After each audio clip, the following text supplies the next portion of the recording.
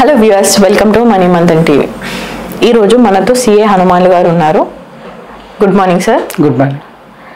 ఈ కాలంలో అప్పంట పక్క వాళ్ళ దగ్గర నుంచి తెచ్చుకోవడం కాకుండా, లేకపోతే ఎక్కడనో ఏదైనా తాకట్టు పెట్టి తెచ్చుకోవడం కాకుండా అన్ని క్రెడిట్ కార్డ్స్ అయిపోయినాయి. అది ఎట్లా అంటే మీరు అన్నాడు, మీరు పదే పదే చెప్తున్నట్టుగానే ఈజీ మనీ ఎక్కువైపోయింది. దాంట్లో ఈజీ మనీలో పడి జనాలకి అప్పు ఎక్కువైపోతుంది, కానీ కట్టలేని స్థితిలో వాళ్ళు ఉంటారు. అంటే ఏ ప్రకారం చేస్తే వాళ్ళ అప్పులు తగ్గుతాయి, వాళ్ళ కొంచెం మనశ్శాంతిగా ఉంటుంది డబ్బు విషయంలో, అంటే అట్లా ఎట్లా ప్లాన్ చేసుకోవాలి దాన్ని? ఇప్పుడు ఫస్ట్ మనం పెట్టిన పెట్టుబడి ధర పెరగడం కానీ, అంటే భూముల్లో కానీ, బంగారంలో కానీ, డిపాజిట్లు కానీ, షేర్లు కానీ పెట్టి ధర పెరగడం కానీ, లేదా మనకు వచ్చే రెగ్యులర్గా వచ్చే ఆదాయం కూడా పెరిగే అవకాశం చూసుకోవాలి. సాధ్యమవుతుందా? ఇప్పుడున్న డిజిటల్ ప్లాట్ఫామ్ ఇన్ఫ్రాస్ట్రక్చర్ అవైలబుల్ తర్వాత ప్రతి చోట అవకాశం ఉంది. అందుకే ప్రతి ఒక్కరు అప్గ్రేడ్ చేసుకోవడం, నాలెడ్జ్ తనకు ఉన్న ఫీల్డ్లో నాలెడ్జ్ అప్గ్రేడ్ చేసుకోవడము, తన సోషల్ మీడియాలో లేకపోతే తన యొక్క ఎఫిషియన్సీని, క్యాపబిలిటీస్ని పబ్లిక్ ప్లాట్ఫామ్లో చేయడం ద్వారా కస్టమర్ని అట్రాక్ట్ అయ్యచ్చు. ఇంతమంది అంటే అడ్వర్టైజ్మెంట్ ఇవ్వాల్సి వచ్చేది, లేకపోతే ఒకరు పని చేసి చూపించి వాళ్ళు ఫిజికల్ చూపించాల్సి వచ్చేది. అట్లా కాకుండా మనం వీడియోస్ కానీ చేసి చూపించవచ్చు. ఇప్పుడు అవకాశం ఉంది. కాబట్టి ప్రతి వ్యక్తి కూడా ఏ వయసు నుంచి అయినా కానీ సంపాదించుకునే అవకాశం ఇప్పుడు ఉంది, సంపాదన పెంచుకునే అవకాశం కూడా ఉంది. కాకపోతే సెర్చ్ చేయాలి, వెతకాలి, ప్రయత్నం చేయాలి, ఫెయిల్ కావాలి. 2-3 సార్లు ఫెయిల్ అయినా కానీ 4వ ప్రయత్నం సక్సెస్ కావచ్చు. కానీ ప్రయత్నం చేయకుండా నాకు ఇది లేనే లేదు, నాకు ఎవరో వచ్చి నాకు పెట్టాలని మాత్రం ఎప్పుడు కూడా సాధ్యం కాదు. ఫ్యూచర్ అంతా కాంపిటేటివ్ మార్కెట్. అంటే కాంపిటేటివ్ మార్కెట్ అంటే మార్కెట్ మనం అనుకుంటే ఈజీగా ఉండదు. మనం 10 రూపాయలు సంపాదిస్తున్నాం అనుకుంటే వేరే 9 రూపాయలకి ఇచ్చేవాడు వస్తాడు. 9 రూపాయలు, 8 రూపాయలు, 2 రూపాయలు, చివరికి రూపాయికి వస్తుంది. కాబట్టి మనం ఏంటంటే మనం 10 రూపాయలు ఇస్తున్నాం అంటే 10 రూపాయలు దాన్ని ఆ క్వాలిటీ ఎట్లా మెయింటైన్ చేయాలి, ఆ వాల్యూ అడిషన్ ఏంటి, హౌ వీఆర్ స్పెషల్, మనకు ఆ రేట్ ఎందుకు ఇవ్వాలి అనే విధంగా మన ప్రోడక్ట్ ఉండాలి, నా సర్వీస్ ఉండాలి. అదే మరి కమ్యూనికేషన్, ఇప్పుడు నెట్వర్కింగ్ చాలా ఇంపార్టెంట్ అనమాట. ఇప్పుడు డిజిటల్ మార్కెటింగ్ ప్లాట్ఫామ్స్ ఎట్లున్నాయి అవి, మనం ఒక షాప్లో ఇది పెట్టేస్తే ఇంతకుముందు కస్టమర్ వచ్చి కొనేవాడు. అట్లా కాకుండా మనం ఆన్లైన్ ప్లాట్ఫామ్ పెట్టేస్తే కస్టమర్ ఆర్డర్ ఇస్తాడు,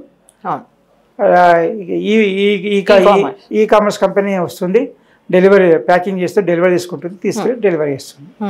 ఇంతకుముందు చాలా చేంజ్ వచ్చింది. ఇప్పుడు ఇంతకుముందు కస్టమర్ అట్రాక్ట్ చేయడానికి షోకేస్ ఉంచాల్సిన అవసరం లేదు, పెద్దగా ఖర్చు పెట్టాల్సిన అవసరం లేదు. అందుకే ఇప్పుడు చాలా వరకు రిటైల్ మార్కెటింగ్ షాప్స్ అవుతున్నాయో, అంటే display based retail marketing showrooms ప్రాఫిటబుల్గా లేవు ఇప్పుడు. ఇవి ప్రాఫిటబుల్గా ఉన్నాయంటే తొందరగా డెలివరీ చేయగలిగిన, తక్కువ ఇన్వెస్ట్మెంట్తో ఫాస్ట్గా డెలివరీ చేయగలిగిన వాళ్ళు, క్వాలిటీ మెయింటైన్ చేసిన వాళ్ళు, మిడిల్మెంట్ తగ్గించిన వాళ్ళు. అంటే ప్రొడ్యూసర్కి కన్జ్యూమర్కి మధ్యలో అయితే మిడిల్మెంట్ తగ్గితే అప్పుడు ప్రొడ్యూసర్కి మంచి రేట్ వస్తుంది, కన్జ్యూమర్ కూడా మంచి క్వాలిటీ టైంలో కూడా దొరుకుతుంది. ఇదేనమాట. అంటే gap between just on time అంటారట, gap between production and consumption should be reduced. Time gap కావచ్చు, యూసేజ్ స్టోరేజ్ కావచ్చు, దాని ఏది కూడా గ్యాప్ తగ్గాలి. ఎంత తగ్గితే అంత మంచిగా మనకు ఇద్దరికి బెనిఫిట్ అవుతుంది. మిడిల్ మ్యాన్ తగ్గడం వల్ల ఏంటంటే స్టాకిస్ట్ కానీ, డిస్ట్రిబ్యూటర్ కానీ, స్టోరేజ్ కానీ, గోడౌన్స్ కానీ, రిటైలర్స్ కానీ వీళ్ళంతా నష్టపోతారు, బిజినెస్ తగ్గిపోతుంది. అయితే ఇప్పుడు ఏదైతే తయారు చేస్తారో వాళ్ళు మాత్రమే వాళ్ళు ప్రోడక్ట్ని ప్లాట్ఫామ్ మీద ఉంచేసిన తర్వాత డైరెక్ట్ కన్జ్యూమర్ కనెక్ట్. ఈ విధంగా మనకు నాలెడ్జ్ పెంచుకునే అవకాశం ఉంది. ఇప్పుడు అవకాశాలు ఎక్కడ ఉంటాయంటే అగ్రికల్చర్ అనుకోవచ్చు, అంటే ఫస్ట్ ప్రోడక్ట్ క్రియేట్ చేస్తారు, మ్యానుఫ్యాక్చరింగ్ కొత్త వస్తువు క్రియేట్ చేస్తుంది, ఇన్ఫ్రాస్ట్రక్చర్ అంటే మనకు కొత్తమైన ఫెసిలిటీస్ పెంచుతుంది మనకు, అంటే రైల్వేస్ కానీ, రోడ్స్ కానీ, ట్రాన్స్పోర్టేషన్, ఎలక్ట్రిసిటీ కానీ, ఏదైనా ఫెసిలిటీ పెంచుతుంది, ఫాస్ట్గా పెరుగుతుంది అది. తర్వాత డెలివరీ, ట్రాన్స్పోర్టేషన్ అది ఎక్కడ కన్జ్యూమర్ ప్రొడక్షన్ నుంచి కన్జ్యూమర్ చేరేంత వరకు కానీ, లేకపోతే ఈ విషయంలోనే మనకు అవకాశాలు ఎక్కువ కనపడతాయి ఇప్పుడు. తర్వాత ఇంకోటి innovation, new thinking of new opportunities, identifying new areas, identifying new consumers and motivating to reach the consumers. ఇప్పుడు ఇంతకుముందు మనం కొన్ని ఎలక్ట్రానిక్స్ చూస్తున్నాం, మనం ఇప్పుడు మెకానికల్, అగ్రికల్చర్ ఇంతకుముందు పెస్టిసైడ్ ఫర్టిలైజర్ వేయాలనుకుంటే చేతి వేసేవారు, ఇప్పుడు డ్రోన్స్ వచ్చినాయి. కటింగ్ కూడా హార్వెస్టింగ్ ఇంతకుముందు మనుషులు వేసేవాళ్ళు, మెషిన్స్ వచ్చినాయి. ఇవన్నీ ఇట్లా డెవలప్మెంట్ ఇంప్రూవ్మెంట్ అవుతుంది. కాబట్టి మనం దాంట్లో అప్గ్రేడ్ అవుతూ ఉండాలి. దాన్ని బెటర్ యూజ్ చేసేటట్టు వేస్ట్ వెల్త్, ఇంకో ఆపర్చునిటీ వేస్ట్ వెల్త్. ప్రతి చోట మనకు వేస్ట్ కనబడుతుంది. ఆ వేస్ట్ని వెల్త్లోకి ఎలా కన్వర్ట్ చేయగలుగుతాం అంటే రీసైక్లింగ్ కానీ, లేకపోతే దాన్ని రీమోడలింగ్ చేయడం కానీ, రీయూజ్ చేయడం కానీ చేయడం వల్ల మనకు దాన్ని వెళ్తే చేయగలుగుతాం. ఈ 5 వేట్లనే మనకు ఆపర్చునిటీస్ ఉన్నాయి. అంటే మనకు ఇన్కమ్ ఎక్కువగా వచ్చే అవకాశం ఉన్న ఏరియాస్ అన్నమాట. Agriculture, manufacturing, infrastructure, transportation, waste wealth, ఈ సెక్షన్లో ఎక్కువ ఆపర్చునిటీస్ ఉంటాయి మనకు. దాంట్లోనే ఎక్కువగా మార్జిన్ వచ్చే అవకాశం ఉంటుంది. ఇంకోటి ఏంటంటే మనకు మిడిల్మెంట్ తగ్గినప్పుడు వాళ్ళకి ఇచ్చే కమిషన్ కానీ, పర్సంటేజ్ కానీ, వేస్టేజ్ కానీ, రెంట్స్ కానీ తగ్గడం వల్ల కూడా మనకు ప్రొడ్యూసర్కి మంచి రేట్ వస్తుంది, కన్జ్యూమర్కి మంచి క్వాలిటీ వస్తుంది, తొందరగా వస్తుంది. ఇవి అడ్వాంటేజెస్ ఉన్నాయి. వీటిల్లో అవకాశం వెతుక్కోవాలి. ఇప్పుడు చాలామంది ఉంటారు, కొందరు తయారు చేస్తుంటారు, వాళ్ళు తయారు చేయడం తెలుసు, ఇంకేం తెలియదు వాళ్ళకి. అక్కడ ఉన్న వాళ్ళు ఎవరైనా చేసి ఏం చేయాలంటే, బాబు నువ్వు తయారు చేస్తున్నావు కదా, నీ ప్రోడక్ట్ నేను మార్కెట్ చేస్తాను, మార్కెట్ ద్వారా అమ్మిస్తాను, నాకు ఎంత పర్సంటేజ్ ఇవ్వు, డబ్బులు నీకు వచ్చిన తర్వాత నీకు అని ప్రయత్నం అక్కడ ఉన్న లోకల్ యూత్ ఎవరు ఎందుకు చేయలేరు? హెల్ప్ సపోర్ట్ చేయడం అంతే. పర్సంటేజ్ తీసుకోండి, ఇన్వెస్ట్మెంట్ లేదు కదా అక్కడ, వాళ్ళకి చేయలేరు, మీరు చేయండి వాళ్ళకి. లేకపోతే మార్కెట్ మీకు ఇక్కడ స్టడీ చేసి మీ ప్రోడక్ట్కి ఇక్కడ మార్కెట్ ఉంది, మీ ఇక్కడ అమ్ముతున్నారు, ఇంతకంటే ఇక్కడ వేరే చోట మార్కెట్ ఉంది, వాళ్ళకి ప్రజెంట్ చేద్దాం, మిమ్మల్ని ఇంట్రొడ్యూస్ చేద్దాం అని ప్రతి యూత్ కూడా చేయొచ్చు. ఇప్పుడు నేను చిన్నపిల్లలు ప్రతిదీ ఇప్పుడు ఈ అవకాశాలు చెప్తున్నాను నేను. వాళ్ళని మా కొత్త మార్కెట్ ప్లేసెస్కి ఇంట్రడ్యూస్ చేయొచ్చు, మంచి ధర తీసుకోవచ్చు, ఇన్వెస్ట్మెంట్ లేకుండా పర్సంటేజ్ తీసుకోవచ్చు. ఈ అవకాశాలకి అదే మరి వాల్యూ ఎడిషన్ అంటే ప్రాసెసింగ్ చేయడం అనమాట. అంటే ఇప్పుడు మనము ప్యాడ్ అమ్మితే రేట్ తక్కువ వస్తుంది, దాన్ని రైస్ కన్వర్ట్ చేసి అమ్మితే ఇంకా రేట్ ఎక్కువ వస్తుంది. అదే కాకుండా దాన్ని ఫ్లోర్ పిండిలాగా తయారు చేసి అమ్మితే ఇంకా రేట్ ఎక్కువ వస్తుంది, ప్యాకింగ్ చేస్తే ఇంకా ఎక్కువ వస్తుంది. ఈ విధంగా చేయొచ్చు దాన్ని. అంటే మనకు ప్రతి దాంట్లో వాల్యూ ఎడిషన్ చేయగలగాలి, వాల్యూ ఎగ్జిబిషన్ చేయగలగాలి, అట్రాక్ట్ కస్టమర్ చేయగలగాలి. క్వాలిటీలో మాత్రం 80% కాంప్రమైజ్ కాకూడదు.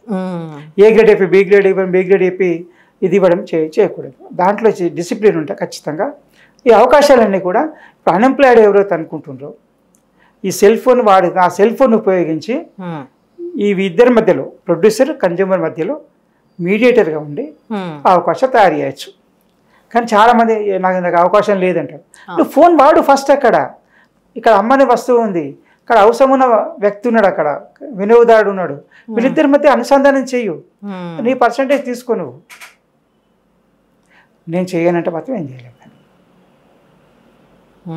కాబట్టి ఆదాయం పెంచుకోవడానికి ప్రతి చోట అవకాశం ఉంది.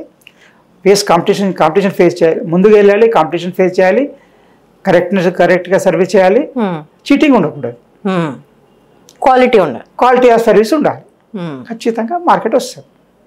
అది చేయగలిగినప్పుడు ఆదాయం పెరుగుతుంది, ఆదాయం పెరిగిన అప్పుల నుంచి బయటపడే అవకాశం కూడా ఉంటుంది. యూత్కి అడిషనల్ ఇన్కమ్ జనరేట్ చేసి ఇంకా అవకాశాలు ఇప్పుడున్న పరిస్థితుల్లో ఎన్నో అవకాశాలు ఉన్నాయి. మీ టాలెంట్ మీకోసం వాడండి. మీ దగ్గర ఉన్న తెలివితేటల్ని, మీకున్న సెల్ ఫోన్ని, మీకున్న కమ్యూనికేషన్ స్కిల్ని, మీకున్న సర్చింగ్ ఆపరేషన్స్ని, సెర్చ్ ఇంజిన్ చూడ తెలివితేటల్ని మీకోసం వాడుకోండి, మీకు సంపాదనగా వాడుకోండి, తెలివితేటలు పెంచుకొని వాడుకోండి. అంతేగాని పనికిరాని న్యూస్ కొరకు, పనికిరాని దేనికి పనికిరాని వాళ్ళకు టైం వేస్ట్ మాత్రం చేయకండి. అంటే మనం వాడుకొని ప్రతి నిమిషము, ప్రతిరోజు, ప్రతి గంట మనకు ఉపయోగపడాలి. అది మనం బాగుంటే అందరం బాగుంటాం. మనం బాగుండకపోతే ఏం ప్రయోజనం? అది for whom you are spending time. Digital screen మీద మీ టైం దేనికోసం స్పెండ్ చేస్తున్నావు? దానివల్ల ఏం ప్రయోజనం ఉంది నీకు? ఇది ఇంకోటి ఏంటంటే మనకు ప్రతిరోజు కూడా ప్రతి వ్యక్తి రోజు ఒక అరగంట సేపు ఆలోచించాలి. అది ఎనీ టైం, మార్నింగ్ కావచ్చు, ఎర్లీ మార్నింగ్ కావచ్చు, నైట్లో కావచ్చు, చెప్పండి నేనేం చేయాలి, ఏం చేస్తున్నా, ఇంకేం అప్డేట్ చేసుకోవచ్చా? ఈ spend at least half an hour to 1 hour per day, every day, regularly.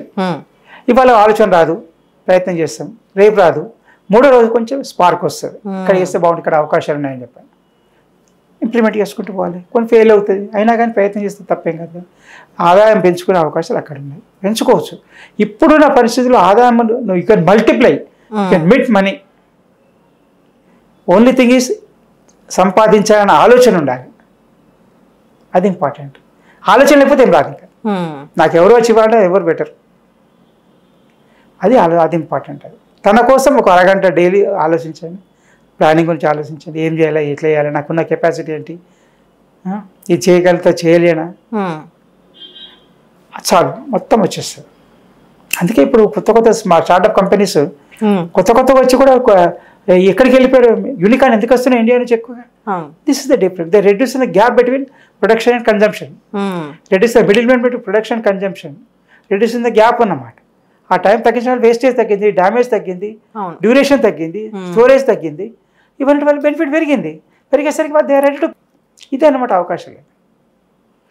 Service సెక్టార్లో ఇప్పుడు అంతా అవకాశం, ఇన్నోవేషన్, క్రియేటివిటీ, వాల్యూ ఎడిషన్ అన్నింటిలో అవకాశం, దాన్ని పెంచుకునే అవకాశం ఈవెన్ 6 సంవత్సరాలు పిల్లల నుంచి కూడా ఆలోచించవచ్చు. The only thing is determination. Yes, I will upgrade myself అనుకుని ఆలోచన చేస్తాను. Okay sir, thank you.